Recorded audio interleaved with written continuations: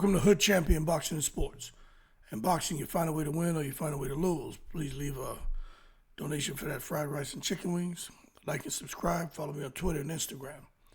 Yo, what's up with these boxing rankings, man? How the hell Manny Pacquiao jumping back here for this $20 million cash grab? How is that possible? Well, he's making his return to boxing at age 46. Some people have an issue with it. Some people don't.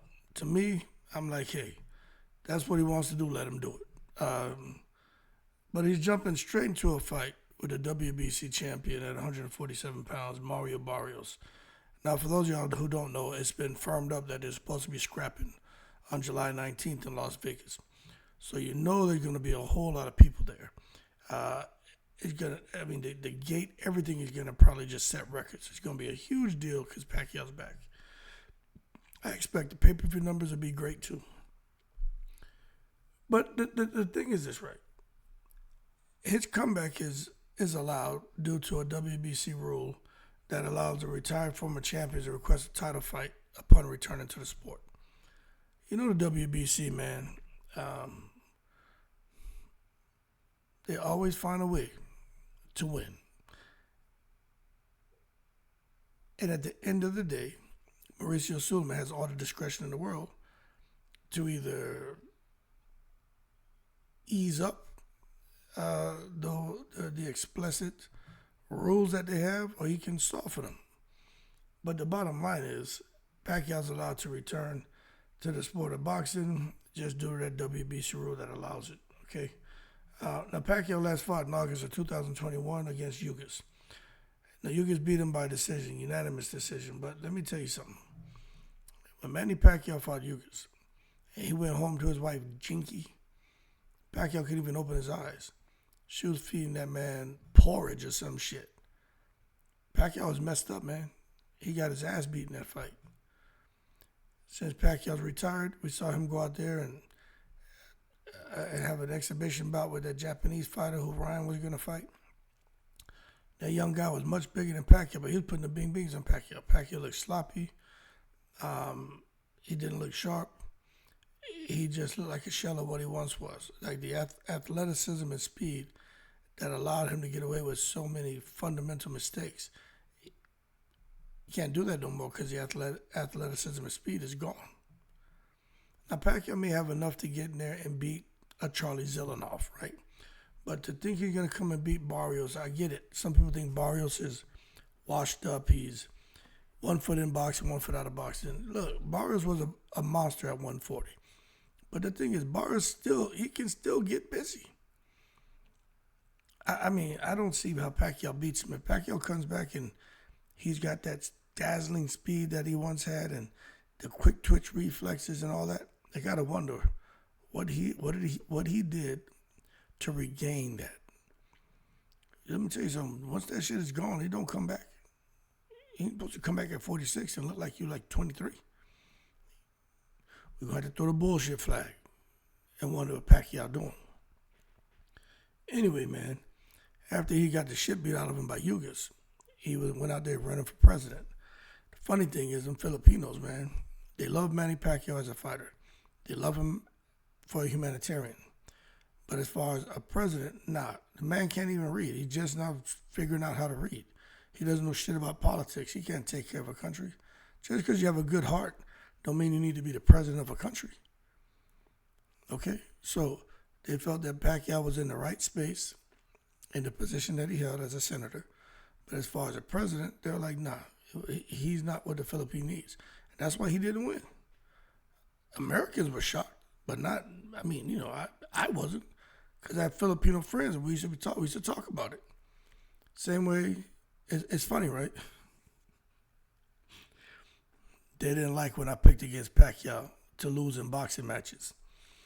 But then what was surprising to me is I thought he'd become president of the Philippines, so I picked him to win the election, and they picked him to lose. So I pick him to lose in boxing matches, they pick him to lose in elections. But then they explained to me, the Filipino people were laughing at the idea of him trying to run for president because he can't even read, you know what I'm saying? read good. You remember Pacquiao dropped out of school and shit. He didn't even have a high school education. You're gonna go and run a country as a president? You know what I'm saying? So anyway, man, he recently re-entered the WBC rankings at number 5, which a lot of people are pissed off. But hey, put him at number 5 and position him for a title shot, and now he's here. But I just tell you what, man, you got these young, you got these active fighters who are getting busy. And even for me, I think it's kind of foul that you allow him to skip the line. But the bottom line is, man, he's a legend. He has a legendary status, and he has the ability to draw beyond massive audiences. Could you imagine Pacquiao comes back and beats Barrios and becomes a champion again? Right to Saudi, make that $150 million, get the shit beat out of you by a Boots or Norman Jr., and go sit your ass down somewhere. You know what I'm saying? That's what he should do. And he's back in the game. Could you imagine if he comes back and then he and Floyd decide to fight? Shit, both of them go make $200 million apiece in Saudi. If they put up $200 million apiece, or $200 for Floyd, $100 million for Manny, Floyd would do that shit. Anyway, it'd be interesting to see if Pacquiao can turn back the clock and reclaim the glory, man. But what I want to show you is, since we're talking about these rankings, right? What's up with these rankings? See, because I find it interesting. I'm not going to go too far into this because, but let's just start off with here. Let's start off, or anyway, down here. Okay. We know Anyway is the man at 122 pounds. But when I look here and we see, okay, who you got? I know Anyway has a plan. He just beat Cardenas. And I know that you got the Japanese fighter who wants to scrap with him, and then the guy who Eddie Hearn has wants him to get in the ring with Naoya Anyway. So those are supposed to be his next 2 fights. But I'm looking here, I'm surprised as far as mandatories, you just don't see anybody highlighted. I am surprised to see, that's Gary Antonio Russell. I'm going to say, damn, Gary Antoine Russell dropped all the way down. That's the other Russell. So there goes Naoya Anyway. Now, when you get up here, I say, okay, I see we got here at 126 pounds. Let me tell you something. That Shushu's the man. I know Shushu wants to scrap with Espinoza, but Shushu's in a very good position. I'm expecting to hear an announcement soon about Bruce Carrington or who he's fighting next. Not really sure what's going to happen with Espinoza, but Espinoza gives all these guys problems. Let's bubble up a little bit more. See, I'm looking to see if they got mandatories identified on here. They do if you go to the actual sanctioning bodies websites. But on here, they don't really have it. But the word on the street is Lamont Roach and him and Javante are going to actually rematch. So expect to hear an announcement on that soon. Shaqy Foster's been bubbling out there on social media. He seems like he wants to fight everybody. Ray Ford, Shakir Stevenson, he wants to fight everybody. But those guys are always going back and forth. The Navarrete is out there, like he's going to have a rematch with, what's his name? Mike Sayo, I think it is. Yeah, but they may have a rematch. But I think Foster is the big dog at him and Roach. Ford can scrap too. They got some scrappers here, but I like Foster and I like Roach. Now, at 135 pounds, let me tell you something. Shakir Stevenson is a pit. I think Shakir Stevenson loses that fight. I don't care what you say. Shakir Stevenson has brittle hands. He's always saying he fights with one hand. And someone even mentioned, who does that sound like? It sounds like shit Floyd Mayweather used to say. And that's true. Shakir is sounding like Floyd Mayweather when it comes to his hands. But I just think Zepeda is going to be too much for Shakir Stevenson. And he's definitely Shakir's mandatory, and they're going to scrap. But I don't see how Shakir, with his chicken pecking, coochie cooing style, tickling style, is going to be able to get in there and slow down Zepeda. Zepeda, this guy's First round, 70 punches. After that, he's throwing every round between 70 and 100. I just don't see how Shakur Stevenson's going to be able to slow him down. Even if he does a first round or second round, at some point I think Zepeda just starts to get in his rhythm and starts to let his hands go, and he overwhelms Shakur Stevenson. Shakur doesn't have the power. He ain't He-Man.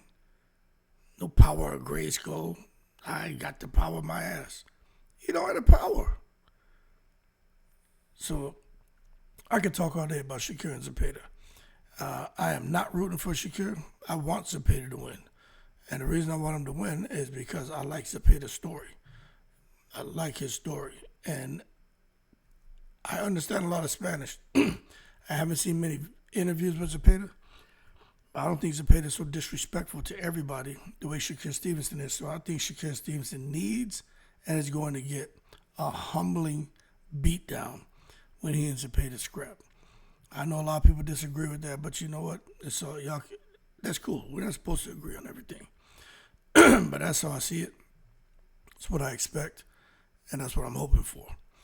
Floyd Schofield should be back in business. Andy Cruz, he's got 5 wins, but I think Andy Cruz is going to make a move pretty soon to get him a big-time opportunity.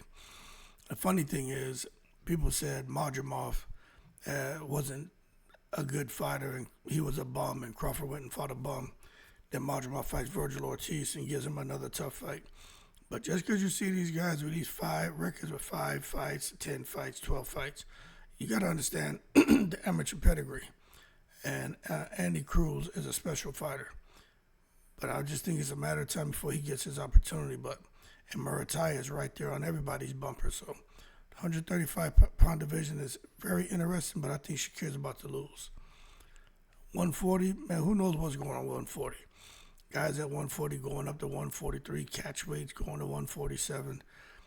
You just don't know what's going on at 140. Any fighter at 140 could lose on any given day. But the top dog there, whether you like it or not, you got to get at the Teofimo Lopez. But he may not be holding on to that belt too much longer. You got to watch what you say. You know, and this is the thing I want to say, right? I get it that Teofimo may have a good sense of humor. He may just be trying to stir the pot and promote himself by any means necessary.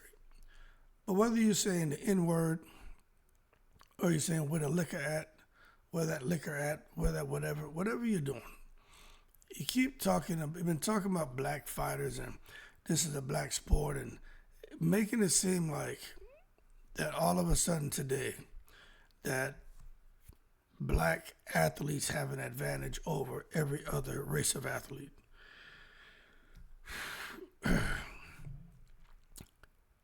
Teofimo Lopez is delusional, okay? And he's going to learn the hard way. Don't get me wrong, I got a great sense of humor. I laugh at everything.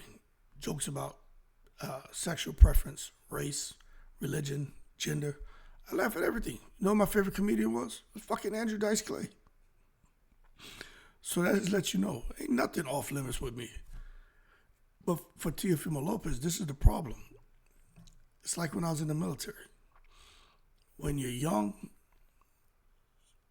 you're learning the ways. You make mistakes. You say stupid shit like Teofimo. Okay? Things you think are funny, but you really don't have any bad intentions. You get a tap on the hand. But once you start to grow and progress through your career, and you haven't been in 4 years, you've been in 10 years, 15 years plus, they don't expect you to make those mistakes. What you do in your home is in your home. But when you're out and about and you're making statements, you're making comments, they don't expect you to make those kind of comments and those kind of jokes, okay? Because it doesn't matter what you intend, right? It's how a person is made to feel. Teofimo Lopez is at what I would call, if we're talking in military terms, like a strategic level of leadership. He is the number one guy at 140 pounds. He's allowed to feel how he wants, and he can say whatever he wants behind those 4 walls of his house, with his wife, with his girlfriend, with his dad, with his family. But when he comes out here in the public, There's some things you just should not say. I ain't gonna say he can't say it. But if you choose to say it, be ready to deal with the consequences. And in the military, that could end up with you getting reprimanded or possibly separated. Okay? And with Teofimo Lopez, it could result in him losing his WBO strap. And I think he should lose it. Because this is what he's doing isn't gonna stop. This has been going on for a while now. Bananas, monkey, N-word, the black athlete, this, the black. I'm also going to say this. You see how Shakir Stevenson and Adrian Broner and the Charlos and all these other athletes, when they get up there and they're doing interviews, they're so comfortable on a panel of 15, 20 people with their promoters and everyone else using that N-word loosely. I think those guys should be held accountable too. Clean the sport up with any racism or any use of those racial epithets. And I get it, especially with this social media shit. I substitute teach from time to time. And white kids, Mexican kids, black kids, biracial kids, Asian kids, gay kids, girls, everybody. Short, tall, fat, skinny, Muslim, Christian, Catholic, everybody, when it comes to those kids, they use that N-word. Like the N-word, like social media has just really ruined it. But it's these fools out here, like I've never, like growing up, I heard the word, you know what I'm saying? A lot of my friends, we carry on like that when we were kids, using the N-word and shit. But now, everybody uses it. It's so common, right? I go to substitute teach. Kids are talking like that right in front of the teachers. Now with me, that shit don't happen. Because as soon as the class starts, I say, hey, see this use of this N-word and this racial epithets, and I know that's you all slang, but you ain't gonna use that in here. Nobody. We're not cool, we're not friends. And I know they don't mean anything, but it's wrong. It's not acceptable. And so when I watch Teofimo Lopez, I wouldn't address him like I do a high school student. I would treat him like the champion he is and say, hey, if that's how you want to talk and conduct yourself, you don't need to have them strapped. So anyway, I don't think you're going to have them belts too much longer, in my opinion. Like they're going to do something to hold his ass accountable because the pressure's on. The WBO, they like Terrence Crawford. See, this is something that Teofimo Lopez may not realize. The WBO president, old Val Carcel, he loved Terrence Crawford. Terrence Crawford's been representing for the WBO for a long time. Teofimo Lopez is nobody compared to Terrence Crawford. And he's going at Terrence Crawford. Believe you me, when they make a decision, it's not going to be in the favor of Teofimo. Okay? Now, let's get back to business. Matias and Pollo are scrapping. That's a good fight. But when I look at these rankings,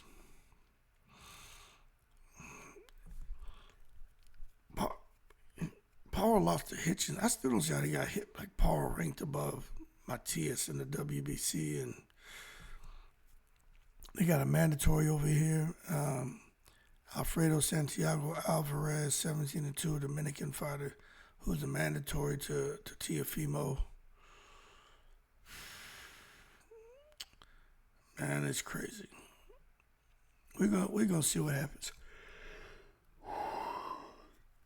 Hitchens and Cambosa is gonna be a real good fight. I got Hitchens clipping him. Gary Antoine Russell is fighting somebody. He's returning to fight somebody, man. Who is it that Gary Antoine Russell's fighting? I forgot who it is, but he's returning to fight somebody. I can't remember who it is he's fighting. Anyway, some really good fights coming up there at 140. 147 is all over the place. Y'all better put some respect on Rolly Romero's name. Rolly Romero is a champion. That man is a champion, boy.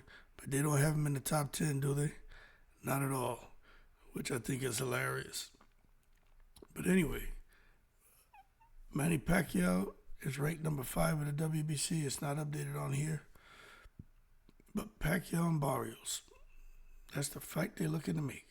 That's already agreed to.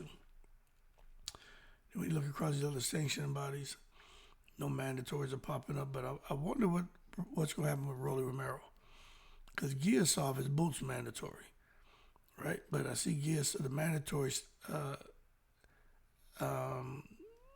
symbol has been dropped from Giasov's name. I wouldn't be surprised if they have Giasov and Romero fight now. Then Devin Haney, Ryan Garcia. I wonder what they're going to do here. Because for the WBA, you got Conor Benn, who dropped 2 spaces, but when they make their updates, I wonder what they're going to do. Kavaliowski's just returned. He got a loss against Sissoko, which he knocked him out the ring, dropped him twice. Kavaliowski's, man, is just one of those guys who I think he should have won the fight, but hey, that's me. What does my opinion matter? But Kavaliowski is always a threat. Then Lewis Crocker is a mandatory to boost for the IBF. You have to wait and see what happens there. But these rankings, man, I don't think I agree with these damn rankings, man. It's crazy. But hopefully we can get Boots facing mandatory, Barrios and Pacquiao to scrap. Norman Jr. is going to fight Sasaki in Japan, and then from there have some people come together and fight. But I wouldn't be surprised if Pacquiao, if he does beat Barrios, which I think he loses, Pacquiao goes and fights Rolly, and Rolly beats Pacquiao. How about that? Rolly Romero at 154. That division is so wide open, man. It's crazy. I don't see any mandatories here, but Jesus Ramos is a mandatory. The Terrence Crawford for the WBA, and the other stuff is falling off. But Crawford's about to drop all them belts. About to drop his belts. His WBO interim is going to get dropped. The WBO World Junior has already been dropped by Fundora. And Crawford's going to drop that WBA World Super Welterweight Championship. He's never come back to 154. He'll fight Canelo once. If he beats him, rematch and be done with boxing. And Crawford will be in the breeze. Fundora and Tim Tszyu are fighting. Anybody out here recognize what they're doing with Tim Tszyu? They're trying to get Tim Tszyu killed. I know Tim Tszyu is brave. I know Tim Tszyu likes to fight. But he was supposed to fight Keith Thurman. They hit him with Fundora, the first fight. Tim Tszyu lost. Comes back, wins his fight. Keith Thurman wins his fight. Now Tim Tszyu is not fighting Keith Thurman like they were talking about. He's fighting Fundora in a rematch. I think it's too soon, but that's just me. Anyway, we'll have to wait and see how that plays out. But if Tim Tszyu beats Fundora, then Tim Tszyu deserves all the credit in the world. I just think if you look at it, Secret Society is not looking out for Tim Tszyu. Okay, now we're here to 160 pounds. And, of course, you got Chris Eubank Jr., who's still floating around. I think he should be at 168, but that's just me. Shane Mosley Jr. is ranked number 2 by the WBA, number 4 by the WBC, number 4 by the IBF, and he's ranked number 5 by the WBO. Shane Mosley Jr. is going to get an opportunity sooner than later, people. And Adamus, in my opinion, should be fighting, he should be fighting Edgar Berlanga, but, it is what it is at this point. In 168, I think I'll stop here. They need to send School back. Just send him right back to Cuba and release Gamboa from jail, have Gamboa come back to the States, and send School's ass from Germany, send his ass back to Cuba and lock him up for the way he fought Canelo Alvarez. Anyway, just waiting to see what Mbili's going to do. Pacheco, just waiting to see what's going to happen here. You got Mbili and Pacheco, the number 1 and 2 for the WBO, the number 1 and 2 for the WBC, and Mbili's the number 1 for the WBA. And I don't see anything here for he's number 13 for the IBF, which makes no sense. Anyway, curious to see what's going to happen with Mbili, because Mbili, he's right there, man, ready to get an opportunity. They may have him fight Pacheco, but they just have to wait and see. I think I'm going to stop right there because this shit's getting kind of boring to me. But anyway, what's up with these boxing rankings? Man, only the secret society knows. The one thing we do know is they're always going to do what they want to do, which is evident when you look at what's going on with Manny Pacquiao. The man returned to boxing for that cash grab. If he does beat Barrios, his next fight will probably be for huge money. And who knows, it could be against Rolly because I can't see Pacquiao trying to fight Boots. Can't see him trying to fight Norman Jr. I see him going for the low-hanging fruit and trying to fight Rolly Romero. And they'll make it out like a unification bout and all this bullshit. And I think Rolly will knock out Pacquiao. I hope he does anyway. And next you know, Rolly be unified. Rolly gonna mess around and become undisputed at 147, you watch. Rolly gonna sit here and shock everybody. Y'all better quit sleeping on Rolly Romero. Obviously, there's something special about his hands. He got a new trainer. Boy, that would be some shit if Rolly come out here and become undisputed at 147. I know some of y'all gonna jump off a bridge into the water filled with man-eating crocodiles and try to swim across that shit butt naked. You know what I'm saying? Anyway, y'all keep cool. I'm in the breeze.